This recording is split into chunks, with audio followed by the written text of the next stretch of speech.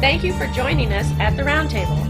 Brought to you by Community Education Arts, a nonprofit organization based in Noblesville, Indiana. I'm Alice Cavanis-Gober, president of CEArts. And I'm Sarah E. Morin, secretary of CEArts. Let's sit down at the Roundtable.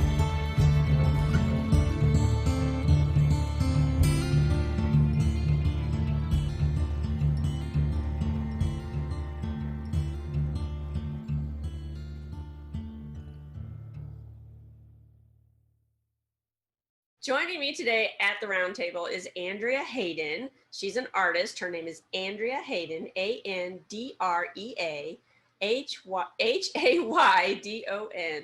And her website is www.studiohaydon.com. So that's studio, STUDIOHAYDON.com.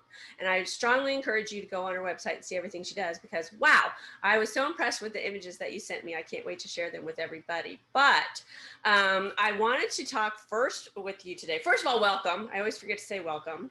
So welcome to the Roundtable. Thanks for having me here. Oh, no problem. I'm really excited to talk to you today because having looked at your work, I'm very excited to talk to you about what this whole podcast is really about. It's about different artists and their journeys and how they became the artists that they are. And so, having seen some of your pieces, not in person because of COVID-19, but as images, I'm really excited to hear about your art and your art's journey. And my first question for our guests is always the same. It's like, when did you first know that art was your destiny? So this is always a hard question. So I guess since I was very, very young, I started kind of doodling and drawing when I was 3 years old. My mom is actually an artist. She's extremely talented. And I was actually one of 4 kids that somehow got this artistic ability. So I've been kind of drawing and doodling my whole life. But next to wanting to always be an artist, I also had wanted to be a bus driver at some point. And being a violinist in the Indianapolis Symphony Orchestra. But those things didn't really work out.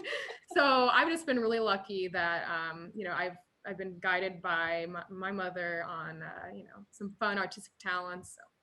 Yeah, and so having been artistic since you were a child, I can only imagine that you were drawn to a lot of different types of art or creative endeavors. And I know from you're a lot younger than I am, but I know from when I was in school, grade school, junior high, high schools.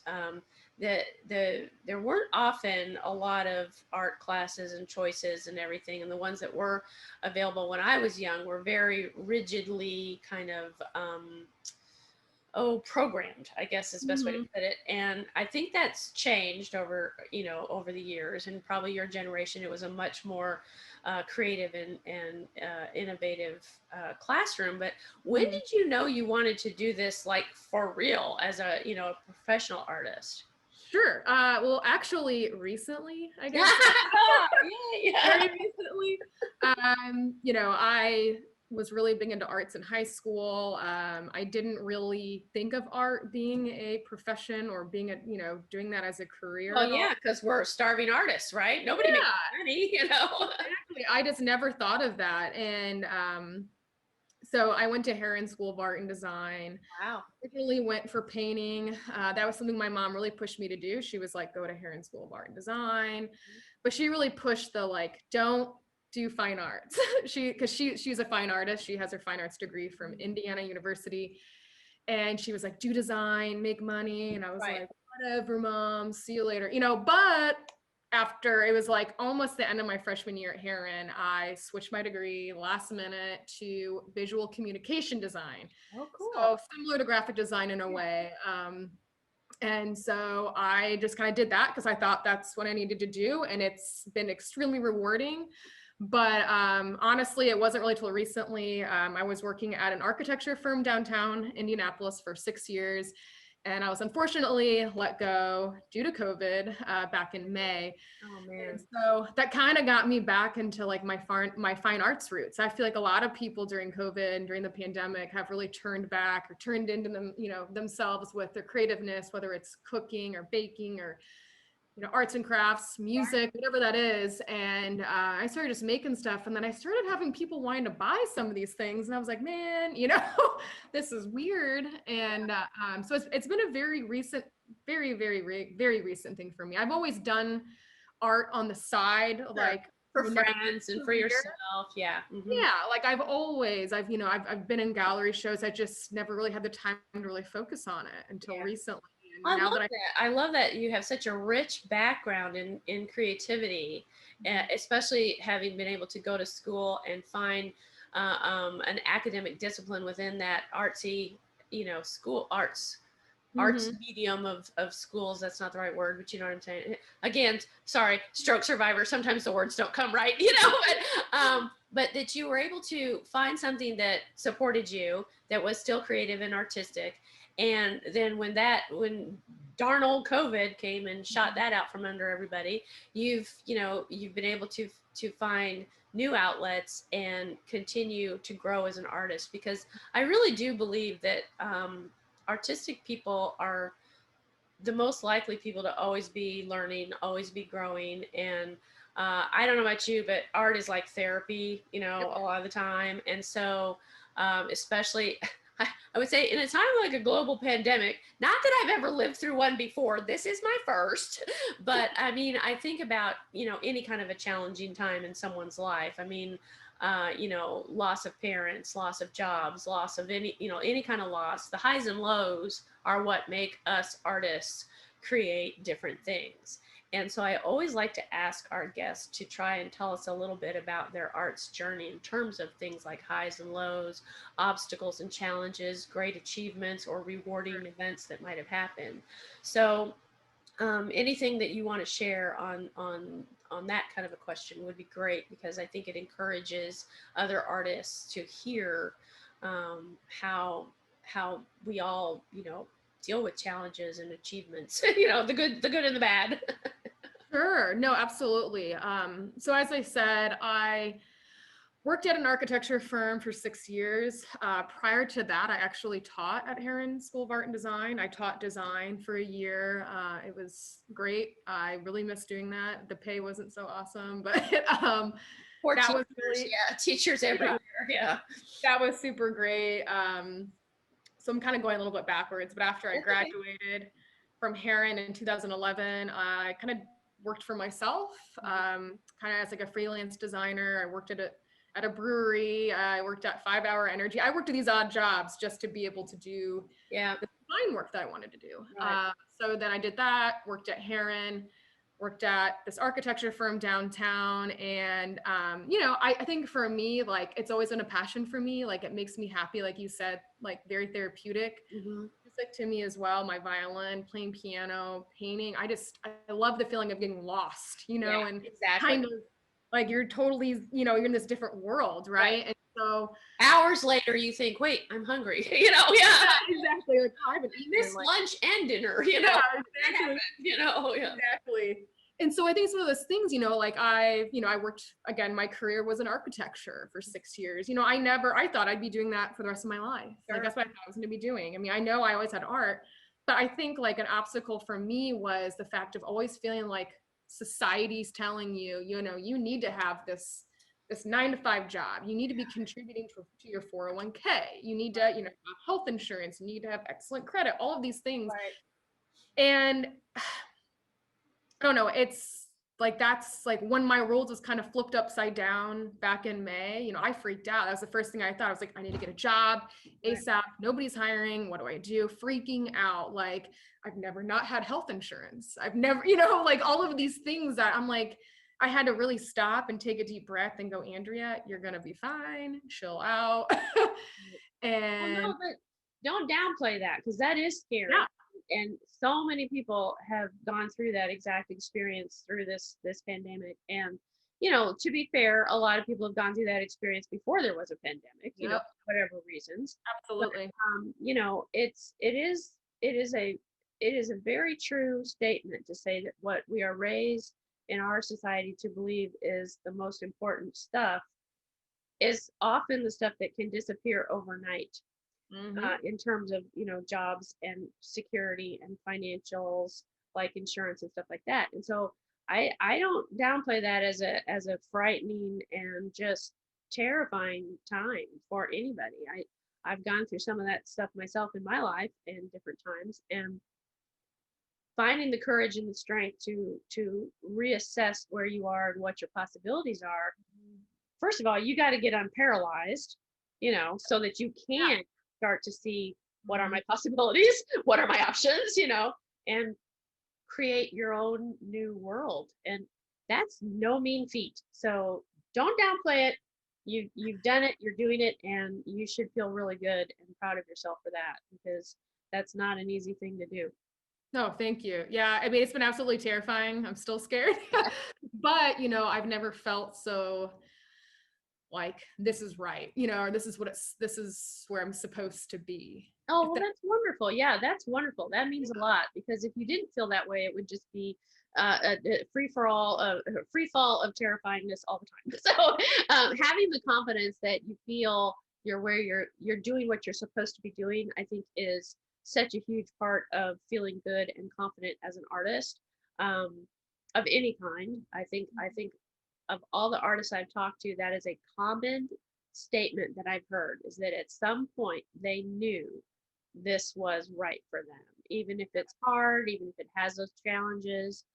Sometimes it opens up avenues of travel, or experiencing something that otherwise they would never have come into their lives, and so things like that. But just that knowing that you're in the right place doing what you're meant to do, it's really great. And I'm so happy to hear that you feel that way. Anything else about your journey so far you want to share with us? How about any highlights? Because now that we've talked about the COVID-19, Yeah. No, obviously again, highlight for me is just, feeling like, okay, I'm on the right path, but also I think for me, it's just, gaining that confidence again.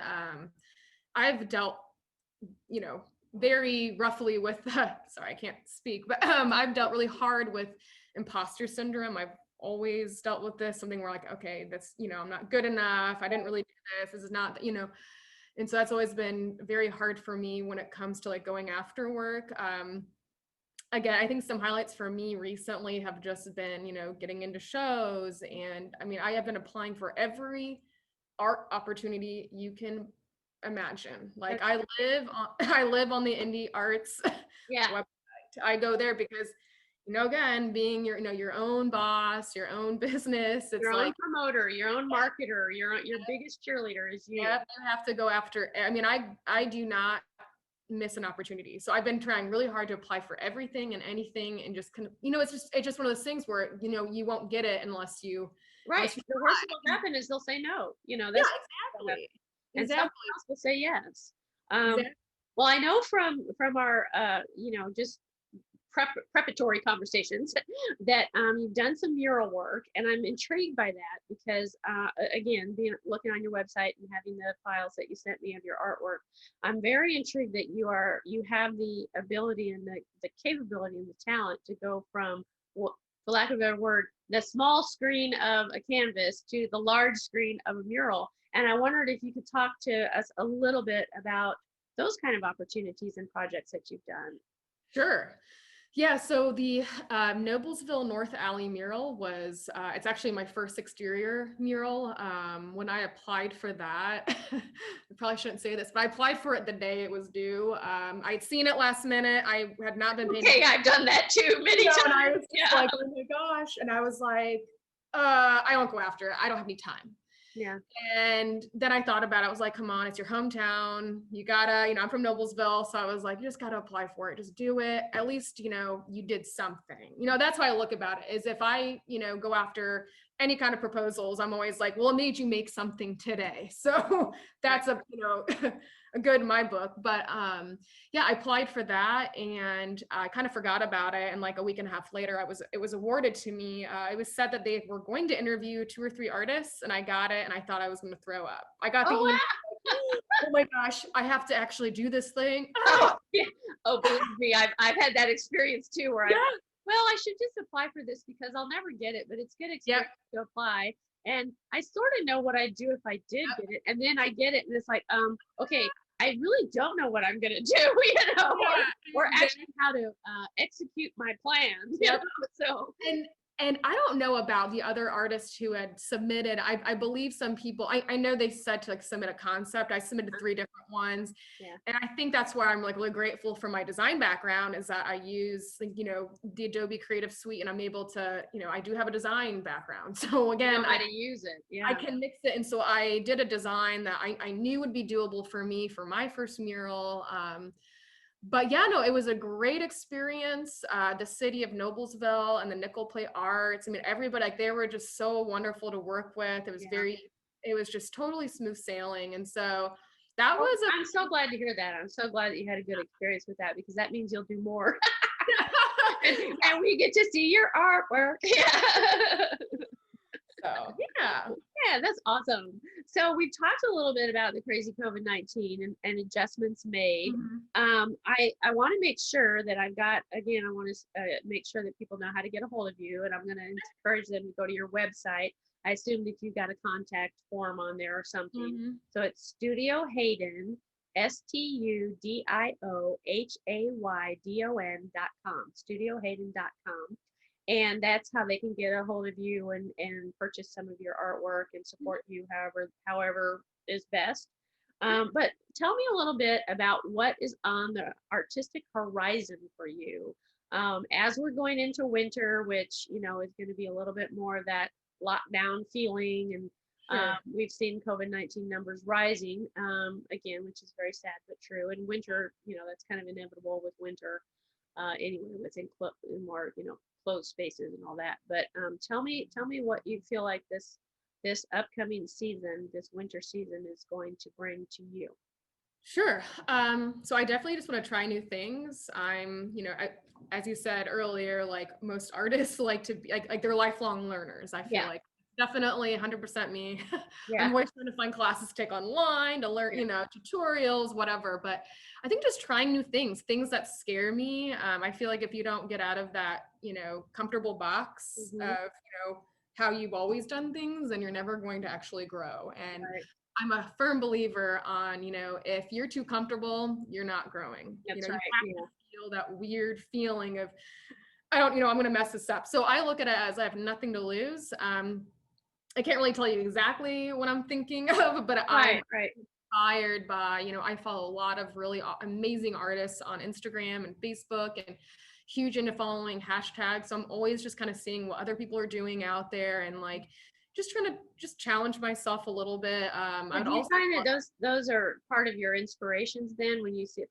I mean, when you mentioned hashtags, that really struck me, because there have been times where I am not hashtag savvy or anything like that. I probably do all my hashtags wrong, but sometimes I'll see some, and the phrase or whatever the messages or whatever, like the easiest one to talk about is like the Me Too movement, Me Too hashtag, and those kind of things brings up things that either you want to express artistically or something, and so I find inspiration in things like hashtags, song lyrics, other art, other people's writings, other people's artwork. It sounds kind of like you do that too. And so how do you feel you connect? If you say, for example, you see a song, you hear a song, or you see a hashtag or something external, how do you feel you make that connection within yourself? Is it something that reflects something you've experienced, or is it just the thought of that idea is new and fresh and you want to explore it? Or do you know what I mean? I'm kind of trying to get into the process part of creation, I guess, with that question. Well, no, and actually, you said something big. So I'm huge into process. I'm huge into showing process. So that's where I feel like what connects most to me is when I see people, like, for example, I follow like hashtag charcoal, or hashtag oil pastel. It's nothing super deep or anything, but I just love seeing people's process. And so that's big to me, because I think that really, like, you're sharing how you created this. And that's something that I really try really hard with my art and on my Instagram, is I try to show the process. I try to document. It's all about documentation. So I just always think that's really interesting. So it's nothing too crazy. You mentioned Instagram, and I know that the younger folk like you are big on Instagram. I try to keep up with it, but I'm not good with it. Tell us your handle, just because I didn't have that written down. No, you're fine. It's at Studio Haydon. Okay, so it's the same as the website then. Good. All right. I thought that's what it was, but I didn't want to say that. I wanted you to say it. So, I do have that all listed on there. Yeah. At least like on the contact page. Okay. Perfect. That way people can find you, they can follow you, they can share their hashtags with you, and everybody can re-inspire everybody else. I love collaborative inspirings, or I don't even know how to, exactly explain that, but I find that the circle of life of inspiration between and among artistic, creative people is one of the most inspiring things that I've come across as an artistic, creative person. Yeah. Does that make sense? It's like I was using a lot of the same words over and over, but but I really feel like that's kind of it's one of those things that keeps me creating. It keeps me thinking I'm not done yet. I've got something else to say or to visually put down on canvas, or something. And I feel like that kind of keeps us all going, is knowing that, for example, for me to be able to have created this crazy little, nonprofit that now is allowing me to talk to people like you, artists like you, that I might not meet otherwise, is fantastic. It inspires me to keep doing what I'm doing as an artist or a nonprofit volunteer person, so and I'm really, really thrilled for you that you are finding the I don't know what the word is, the drive, I guess, the motivation to just apply, submit. I think that is the most fantastic attitude that any artist can have.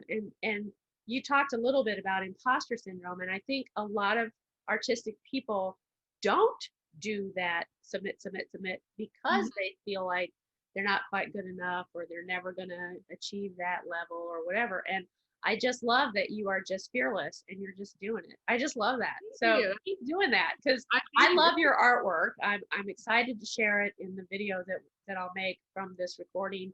And like I said, I'll put images on the website and everything. And I'm excited to share it with people. I hope people find your website and give you lots of arts jobs that pay. I want you to get paid art gigs, So, I thank you so much for joining me at the round table, my virtual round table. And I wish you all the best, and let's stay in touch. And because I'm going to use your images and all kinds of things. I can't wait. Okay. All right. Well, take care. And now go create some more great artwork. All right. All right. Bye.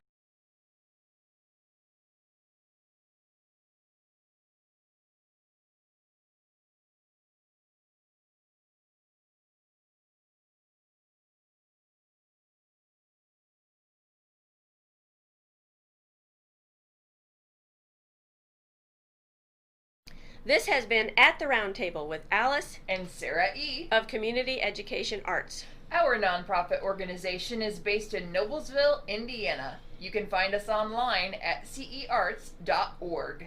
We'd like to thank James Weston for writing our intro music and for his technical savvy. Join us next time at the Round Table.